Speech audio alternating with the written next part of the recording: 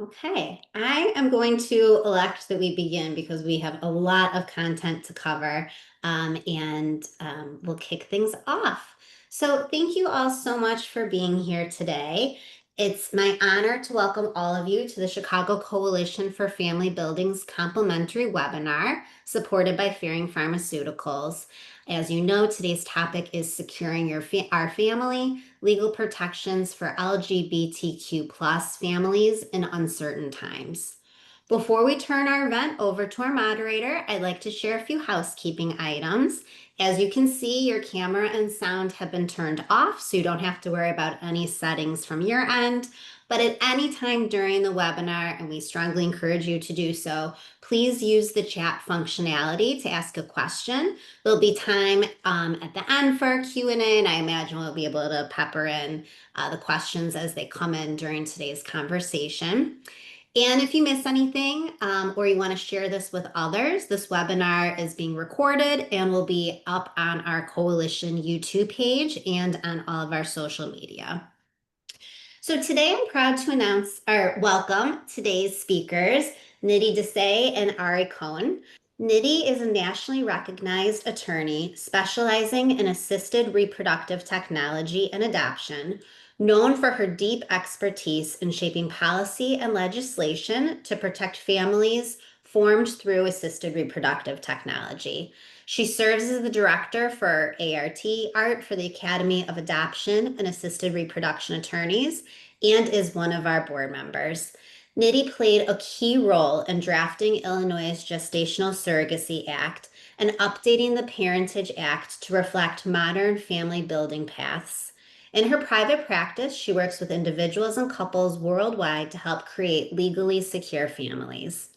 And Ari, also joining us today, works in biotech and startups, has worked in biotech and startups for a number of years and believes strongly in expanding family building options for non-traditional families. He and his husband were JUF grant recipients in 2021 and welcomed twins in August 2022.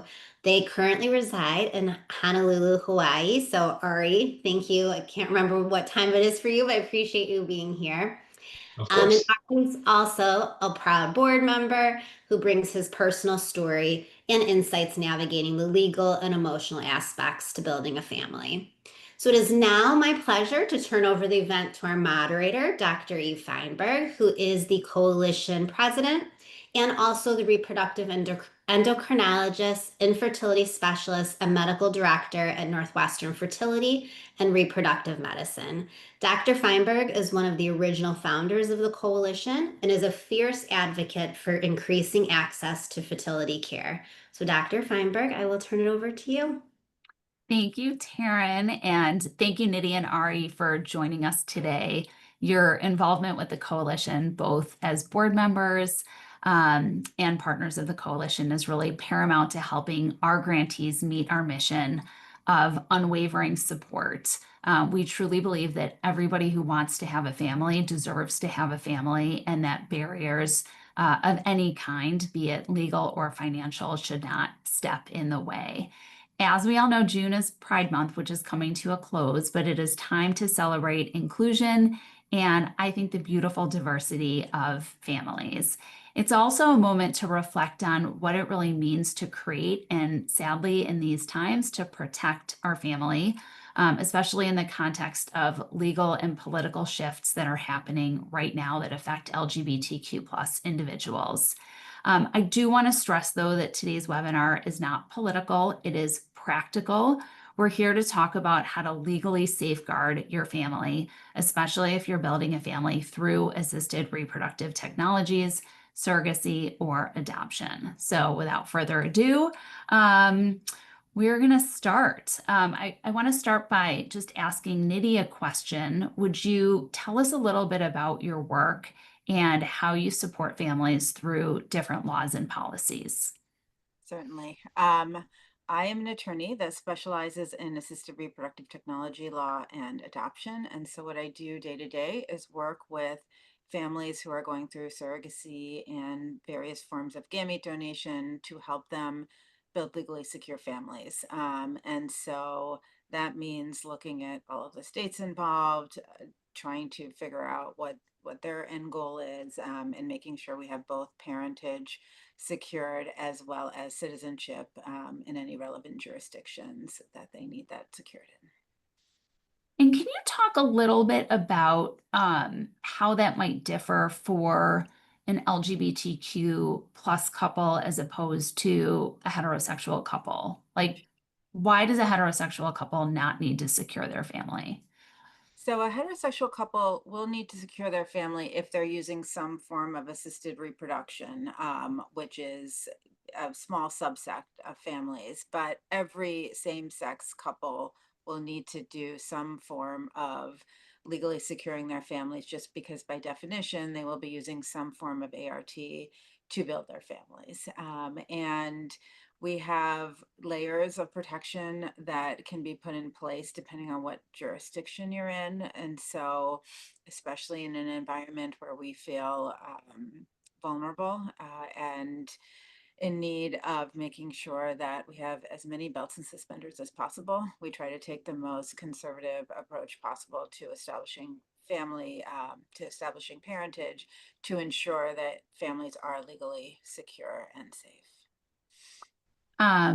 Ari, can you share a little bit about your family building journey and what Pride Month means to you this year? Of course. So I guess I'm going to start with the second question there because I think it's a little bit broader, but I think I'm not alone this Pride Month and previous Pride Months and in reflecting that I think for, a large portion of my life before coming out, I didn't necessarily know or think that having a biologically connected family was going to be possible for me. And this is something that I've discussed with, a ton of other folks in the community. Um, Growing up, there wasn't a lot of role models that we could look to who had built families, and the ones that did exist tended to be celebrities, so it kind of felt a little bit um, otherworldly.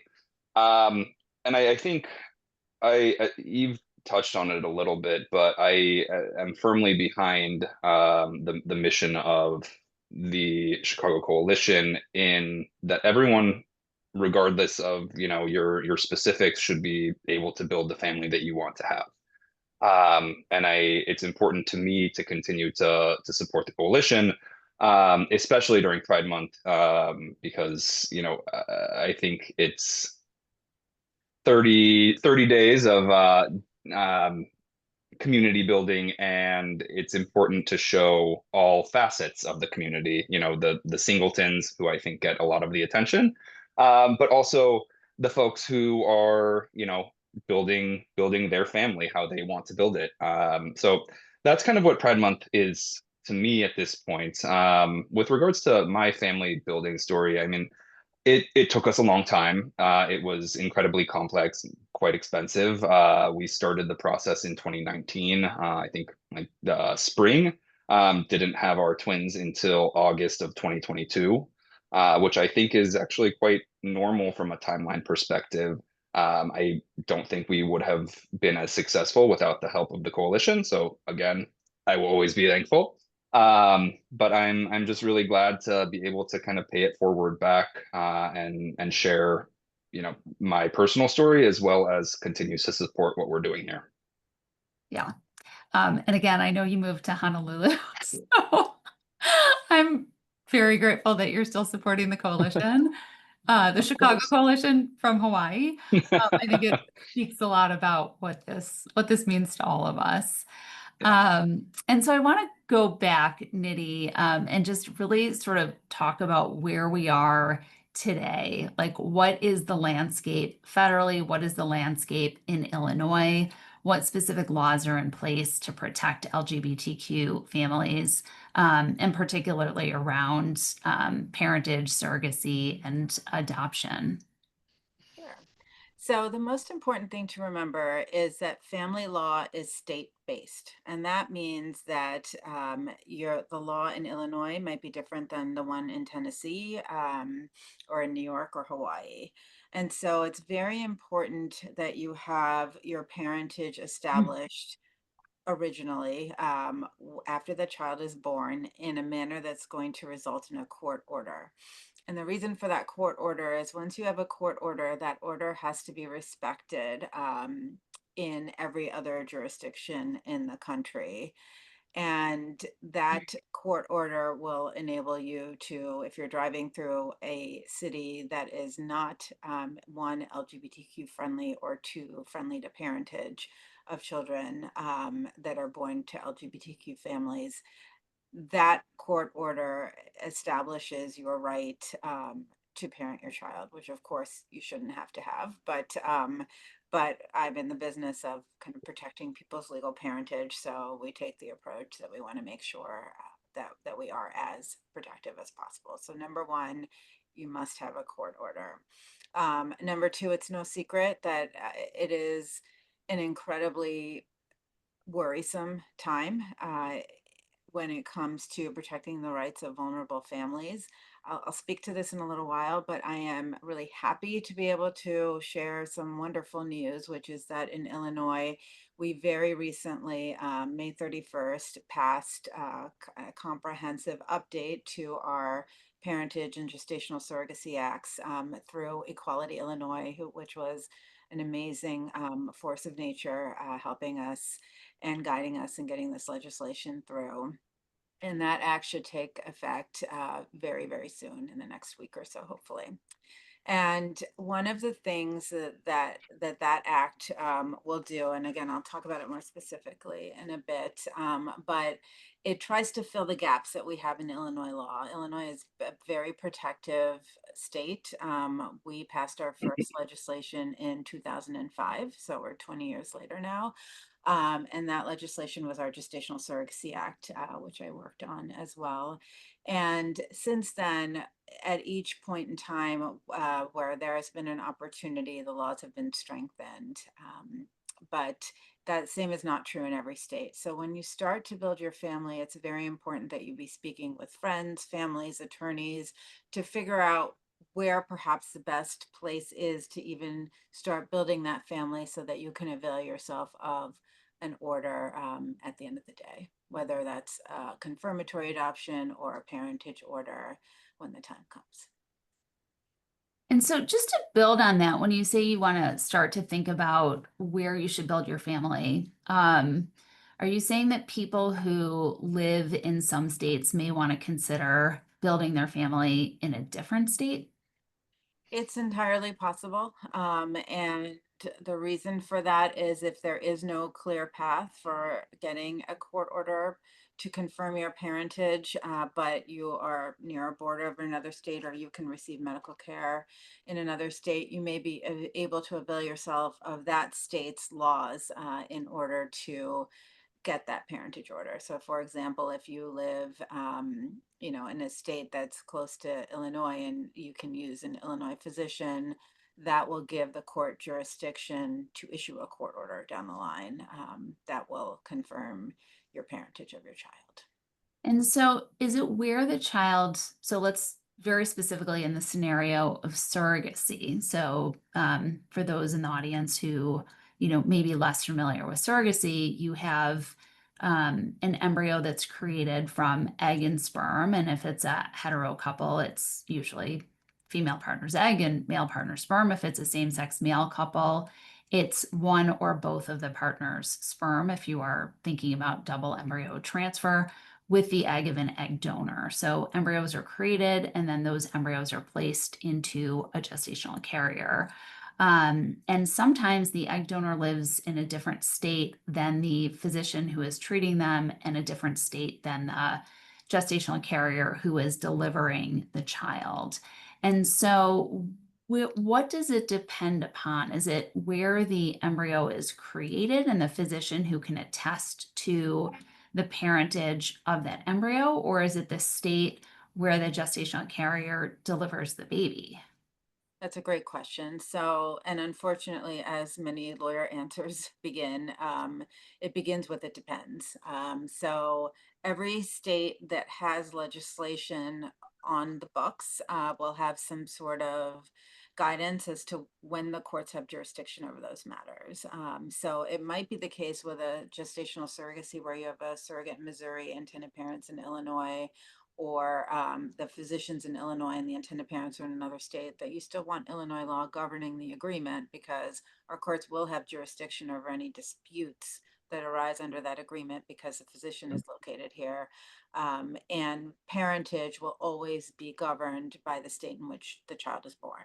Having said that, if you have issues in the state in which the child is born, there's often kind of a way you can go back to your home state to establish parentage, or perhaps the state in which the medical procedures were administered. So it really is fact dependent, and it's dependent on the interplay of the states involved. So that's why having kind of competent attorneys who practice in this area is really important, because they should know the nuances and the ins and outs and have a network of attorneys with whom they can consult to determine the best path for you. And then do you want to find an attorney in the state? Like, how are attorneys barred in multiple states, or most attorneys who practice in reproductive medicine barred in certain states? Like, how do you go about finding that attorney? Sure. So many attorneys are barred in multiple states, and some are barred in one state. But the best place to start is probably by finding an attorney in your state. So there are resources for that. The Academy of Adoption and Assisted Reproduction Attorney has a guide, and has a list of attorneys in every state that you can look at. The American Bar Association as well has a reproductive technology section. So there are, ways that you can find attorneys in your state that practice day in, day out. And the questions you want to be asking that person is kind of how much of their practice is devoted to this, and what kind of continuing legal education they get, what associations are they affiliated with, because that's important in terms of interacting with other attorneys in other states and knowing what's going on. The law has been changing constantly. And the other hat that I wear is that of policy, art policy director for Quad A. So I see the rapid change in state laws that we are kind of involved in. And it's been dizzying for the last 12 to 14 months. So having an attorney that really does have their finger on the pulse of that is very important. And if if the attorney in your state doesn't end up being the right resource, they almost always will have a referral for you for someone who does, that they trust. Great. And can you speak a little bit about second parent adoptions and co-parenting agreements? I hear that being thrown around a lot, and I think it would be really helpful to clarify what those are and why people may need to get these. Absolutely. So one of the big changes that we have made to the Illinois Act, that will go into effect any day now, is that we've kind of codified this idea of what we called second parent adoption for all these many years, which will now be called a confirmatory adoption. And what that does is it provides legal security to your family by having the judge issue an adoption order saying that the two people who started out planning to have this family are the legal parents of the child. So the assumption that's made by the law is that the person who gives birth to the child is the parent of the child, and then the person to whom they're married is a presumptive parent. So if you are married to your spouse and you give birth to a child, it is the presumption that your spouse is the parent of the child. However, that presumption can be rebutted. What the confirmatory adoption does is it gives you legal security because a judge issues an order declaring that you're both the legal parents of the child, regardless of genetics or gestation or anything else, so long as it was the intent of the parties that the two of you were meant to be the parents.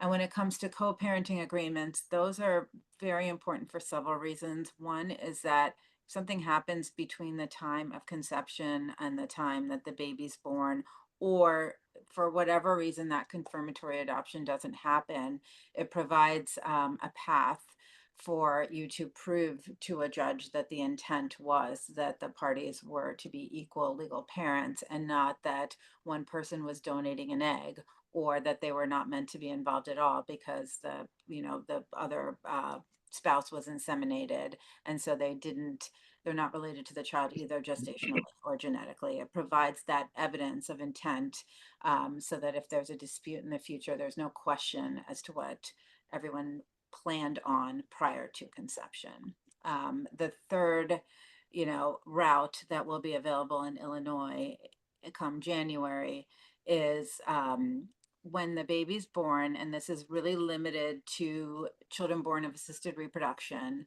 If your spouse gives birth to a child, you can sign a voluntary acknowledgement of parentage.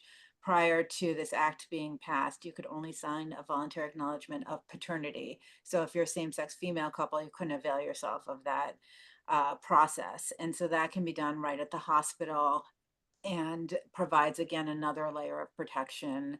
I would still advise that you do either a confirmatory adoption or a parentage order, but it provides protection for the spouse or the partner who is not biologically or gestationally connected to the child. And if you had let's say you had a heterosexual couple who used a sperm donor, did they need to do that, or is it really more with donor eggs and same-sex reproduction? Sure. So as a heterosexual couple still should be doing an agreement with their donor for several reasons. One is, again, to establish parentage that wasn't the intent of the parties, that the donor was meant to be a parent. In Illinois, our statute says that if a donor is someone who provides gametes who is not an intended parent. And that's the first issue. The other one is kind of future contact, confidentiality, liability. And I always say, when you're working with a friend or family member, the most important thing, other than, of course, legally securing your parentage, is making sure that relationship is secure in 20 years so that there are not misunderstandings about who was going to communicate with the child, who you could tell that you were a sperm donor or weren't a sperm donor, and really what everyone's expectations are. So, and with an egg donor, there's the added issue of the health risks, of course, that are involved in becoming a donor and making sure all the appropriate steps were taken to ensure informed consent and kind of a voluntary proceeding before entering into these arrangements. So regardless of whether you're a heterosexual or same-sex couple, you should be entering into these agreements prior to having your family. Yeah, and when people travel interstate, like you live in Illinois, you're going to, let's just say, Texas for vacation. Maybe that's a bad example, but do couples need to bring proof of legal parenthood with them? Like, do you need to carry papers to show that you are the legal parent when traveling with a child? Or is it really just more registration for school and more formal government type activities where you may need proof of parentage? Like I have to show proof of parentage for getting a passport.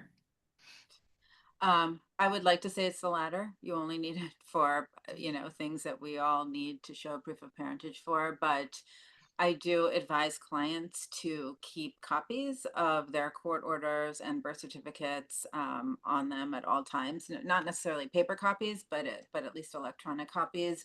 And that's really because, if someone chooses not to respect your parentage, it's important to have that legal recognition. So God forbid your child does end up in a hospital, that you have access to them. We've heard horrible stories, and it might not even be consistent with hospital policy. It could be one person going rogue, but we are seeing a lot of the laws that we've had in place protecting families beginning to become eroded. And so I can't stress enough the importance of just making sure that you have everything with you at all times. Just put it on your phone and, hopefully forget about it and never have to use it. And are there big differences by state for things like birth certificates, or like hospital paperwork? Are there huge differences if you were to be in an emergency room in Illinois versus Texas? Like, are there big differences in what's required? There shouldn't be big differences in what's required. The idea is that the hospital personnel should know that you're that child's parent so that they can communicate with you. But again, if someone is trying to give you a hard time or has a personal belief system that doesn't want to recognize your parentage, you want to make sure that you have like the legal basis that's going to require them to do so. There really shouldn't be a difference once you show that you're that person's parents. Just like I shouldn't be able to take somebody's child out of the country, right, without proof that they permitted me to do so if I'm Right. not their parent. So Right. it should be as basic as that, but unfortunately, it isn't always that basic. Yeah. Um, Ari, what was the most surprising or difficult part of your legal journey to secure your family? Honestly, I think probably the most surprising and maybe disheartening part of it was the fact that we had to do like a psychological interview prior to, so just for a little bit of context. So we were living in Chicago at the time, but our surrogate was living in Iowa. We did all of our I guess, work in Iowa because it's close to where she was. Um, so she also gave birth in Des Moines. Um, so we had to do quite a bit of legal work within the Iowa jurisdiction. But I think the most surprising one was probably the psychological interview, which in theory I support. I think that if you're going to have a raise a child, you should probably have someone be like, hey, so do you know what you're getting yourself into? However, the fact that it is just for the LGBTQ plus community to do that feels a little bit personal. But it was an hour long. At the end of the day, it wasn't a huge hurdle, but it was interesting to me, I guess, looking back on the entirety of this almost 3 year process, how much legal work goes into it. Because it's really every single step of the process from when you eventually find the right egg donor for you, if you're going that route. There's a ton of legal paperwork. You have a lawyer for that. When you do your embryo, like when you actually create your embryos, there's another legal aspect to that. And then there's some legal paperwork for storing your embryos, and then there's the legal paperwork that goes into the surrogate agreements. And then once that's all done, you also have additional legal paperwork to do the dual parent adoption, because that's what we had to do as well, because we did a twin pregnancy with uh, genetic material from myself and from my husband. So each of us had to do an adoption for our non-genetic related child. So I think just the sheer amount of legal work that goes into this process is quite surprising. Um, but that being said, especially now, I very much understand why we do have all of that work, because you really want to make sure that this is airtight. And I think that there's people like Nidhi who have been doing this work for a while and really know the system and know that, yeah, it is a lot of legal work. There are a lot of hurdles and it does take a lot of time, but at the end of the day, you want to make sure that this is an airtight legal case, so that nothing so that you avoid any potential issues further on down the road. Yeah. And I guess my question to you would be twofold. One, what advice do you have to prospective parents who are at the beginning of their journey? And is there anything that you wish you knew sooner that you learned along the way? From a just focusing on the legal aspects of this process, I think it's best to go into it knowing that there's a lot of paperwork. There's a lot of meetings with paralegals. There's a lot of meetings with lawyers. There's a lot of meetings with, random people who represent, judges or other aspects of the legal system. So I think just being clear-eyed about the extent of the legal work is a good place to start. And my husband and I went with an egg donor agency, and then we went with a surrogacy agency. So we had our hands held throughout this process. But I think no matter the way that you're doing it, it's probably best to err on the side of more legal interaction than less. I know some people are going through this process and without the agency assistance and kind of doing it a little bit more a la carte. I think it's just really important to make sure that you are working with professionals who really know this area, especially as it specifies to the LGBTQ plus community. And that's, in my opinion, something that goes a little bit more broadly than just the legal aspect. I think, there are plenty of straight couples who have gone through IVF, who have gone through surrogacy, etc. But I think the concerns and some of the details that go into building an LGBTQ plus family can be slightly different. And I think it's important to both be clear-eyed in that can be a little different, and we have the community has sometimes some more specific or different concerns to a straight couple or a straight singleton trying to have a kid. And just making sure that the people that you're working with during this process are informed and are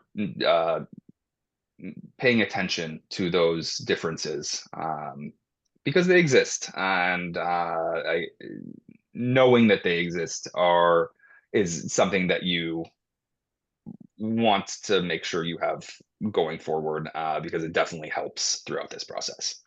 Yeah, I think that's really insightful. And as a patient, how do you navigate? Like, how do you know if your fertility clinic has lots of experience taking care of LGBTQ patients?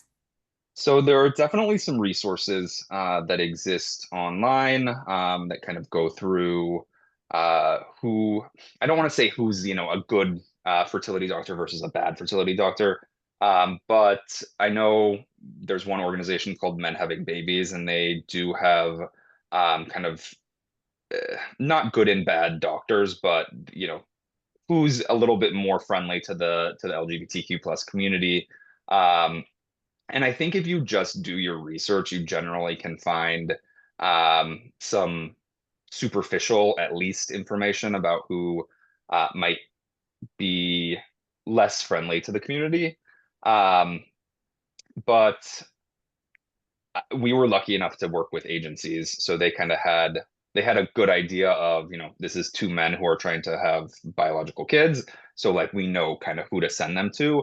But even then, I mean, we still faced some issues with some of our providers that didn't ultimately become a huge problem, but did cause some friction. So I think it's go into the process knowing that you might have to fight for some aspects of what you want, but I don't think that you should go through the process assuming that everyone's got it out for you.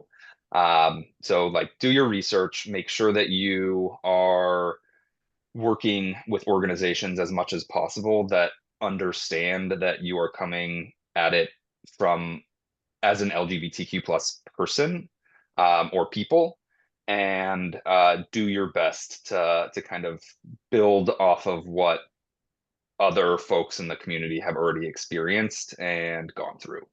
Um, and know that you're gonna have some extra legal challenges, and try not try not to get too frustrated about it. Yeah, I think that's great advice. And I know from the clinic side, we're always trying to think about how can we be more open arms and welcoming, and how do people perceive the care that we are giving. And so we spend a lot of time trying to also understand the legal landscape of the challenges and be as informed as we possibly can. Um, it's hard. It's a rapidly changing field. And Nidhi, I want to point this back to you to really talk about some of those changes that are ongoing. I know you have shaped the laws in Illinois for the last 2 decades. And if you could, I know you touched upon this a little bit earlier, but if you could circle back and talk a little bit more about some of the advocacy work that you're doing now, what the legal landscape is, what we can expect, at least in Illinois. And I think also a call to action for how can some of the people on this webinar get involved, and how can we all help to fight to make Illinois the best state that we can from an LGBTQ family perspective. Absolutely. Before I address that, I just want to touch on a couple of things that Ari said, particularly because he went through a surrogacy in Iowa. So this goes back to an earlier question you asked about, different states and how they approach things. So in Iowa, particularly, you have to have a genetic connection to a child in order to get your parentage established there through a parentage order. So if I have a heterosexual couple with an egg donor, only the father can be established as a parent, and then they have to come back to Illinois to do a second parent adoption. So a lot of times it feels like things are targeted towards a particular community. And when you zoom out, it's more about old ideas of what makes a family, right? Old ideas being genetics or gestation, making you a parent as opposed to the intent of the parties. So, and when it comes to the psychological counseling as well, that's really intended to help the parties understand what the process is going to be like. And it is required for anybody going through a surrogacy in most states and with most clinics, but it feels targeted because there's no other way for you to have a family but for to go through a surrogacy arrangement. So for whatever that's worth, it's increasingly more complicated and fraught with fear for people to be having families when they don't feel like their own existence is being respected. But I think it's helpful just to know that a lot of these requirements are targeted towards the process itself rather than like particular types of parents, except for, so in Illinois, had their child been born here, it would have been one process to establish parentage for everybody, and it would have been very quick and easy. So it's very, very state dependent. In terms of what is going on in Illinois, as I alluded to, we have the Equality for All Families Act that was just passed thanks to Equality of Illinois, as well as GLAAD, national organization where Polly Crozier was really instrumental, and Courtney Jocelyn, who's a law professor in California. And so the three of us, along with following the lead of Equality Illinois, worked on this legislation. And the idea, as I said, is really to fill all the holes that we have that we could.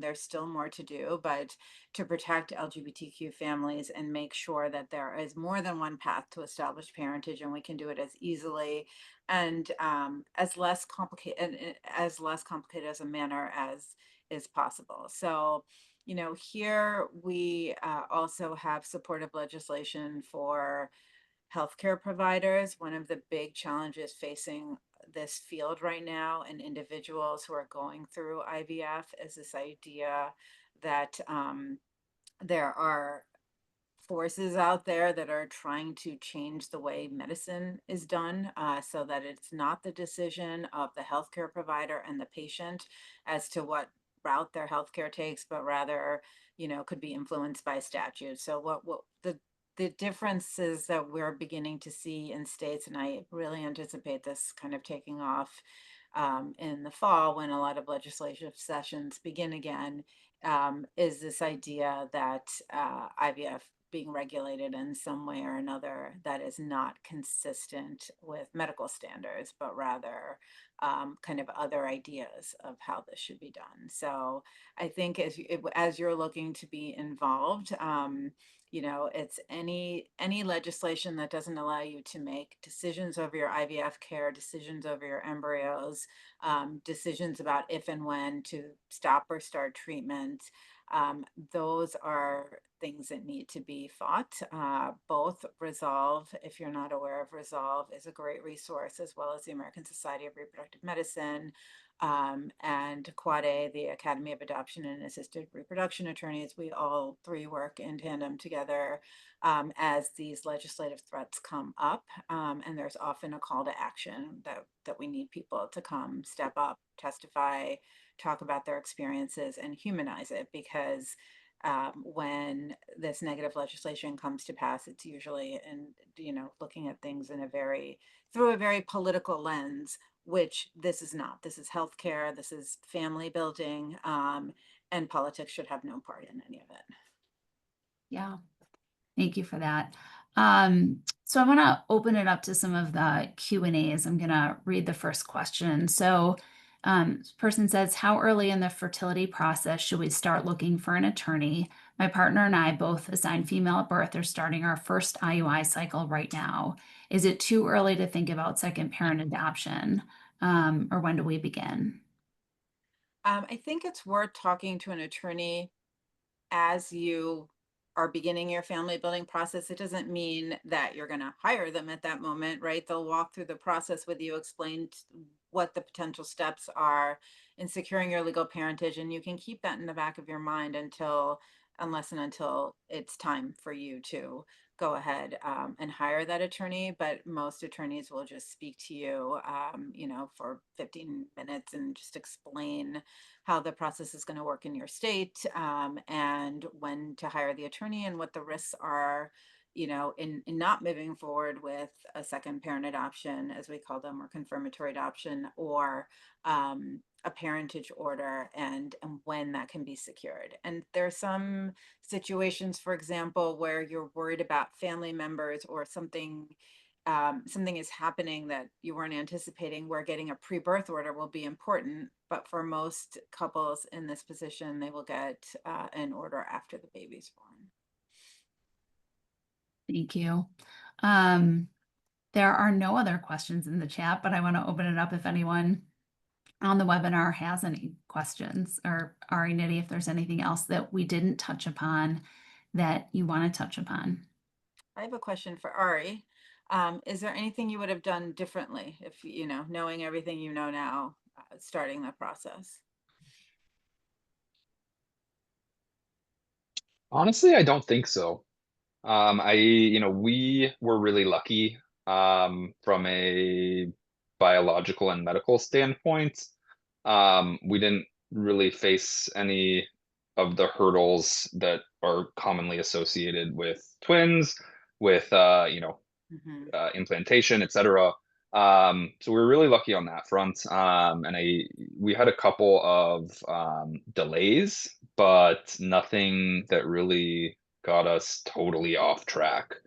So I every day I think about how blessed we were, that we, got out of this process basically exactly what we were looking to get out of it.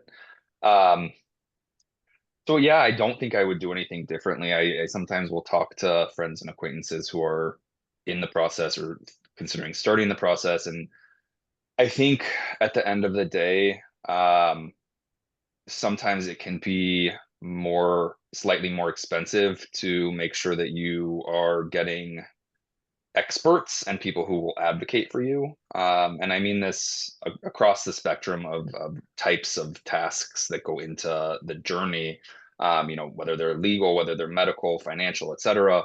I think it's just important that you are able to get people who know what they're doing, who are, deeply acquainted with the various aspects of this process, and people who are willing to go to bat for you, because inevitably something's going to come up. This is such a complex and long process that something's not going to go exactly to plan.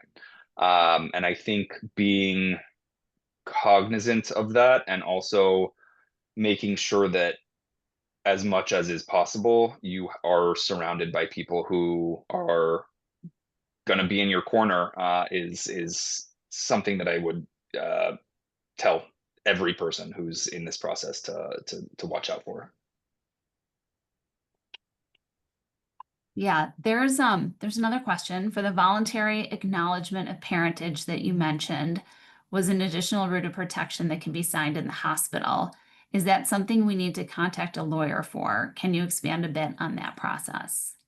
Absolutely. So that part of the act will not take effect until 2026, January 1st, 2026, in large part to help give time for the Department of Public Health to change the forms and the hospitals to kind of understand the process. But it applies to kind of a small subset of families. And so if you do, if you are married or unmarried couple, it doesn't really matter, same sex, and you have a child together, then the non gestational parent can sign that voluntary acknowledgement, but you have to be defined as an intended parent under the act, or a presumed parent. And so that's where contacting a lawyer might be helpful, just so that they can help you untangle that to see if that is a route that you should take. And I think, as is the case with all of the national LGBTQ organizations, Quad A certainly feels strongly that you should get a confirmatory adoption after that, but it provides like a measure in the hospital that can be done, that will help secure your parentage. And so we'll know more as the processes unfold, and it won't take effect until January of 2026. So anyone who hasn't started their family building yet, it will definitely apply to. But if you're giving birth in the next 6 months, it will not be in effect at that point.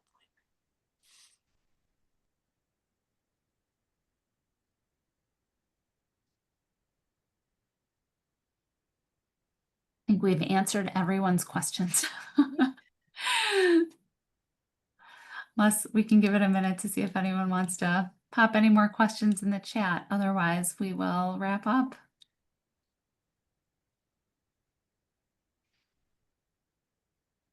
I don't see anything coming through. I want to thank you both, Nidhi, for your deep wealth of expertise in this area. You are truly just an advocate for the community, and family building law in Illinois, I think, is forever changed for the better because a lot of the work that you've done. So I want to thank you on behalf of all Illinoisans, but also on behalf of all reproductive endocrinologists and the coalition for doing the work that you do.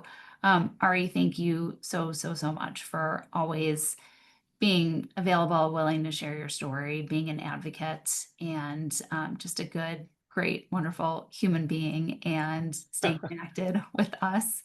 And Of course. Taryn, for your impeccable organization and everything that you bring to the coalition, I want to thank you too. And so we will wrap up, but I hope that this was informative for everybody. Part of our mission at the coalition, again, we really feel that everybody who wants to have a family deserves to have a family, and that barriers should not stand in the way. Part of our mission is also education surrounding family building. So I just want to give a shout out to Faring Pharmaceuticals, who provides financial support for these webinars, and for the coalition overall. Thank you everyone for attending, and we'll see you at the next webinar. Good luck on your journeys, everybody. Good luck, everyone. Happy Pride. Happy Pride. Come out on Sunday if you're in Chicago. Yeah. Thank you all for being here. And as we mentioned at the beginning, this will be up on our YouTube page later today and will be distributed via our newsletter. So feel free to share this information far and wide. Thank you all so much. All right. Bye, everyone. Bye.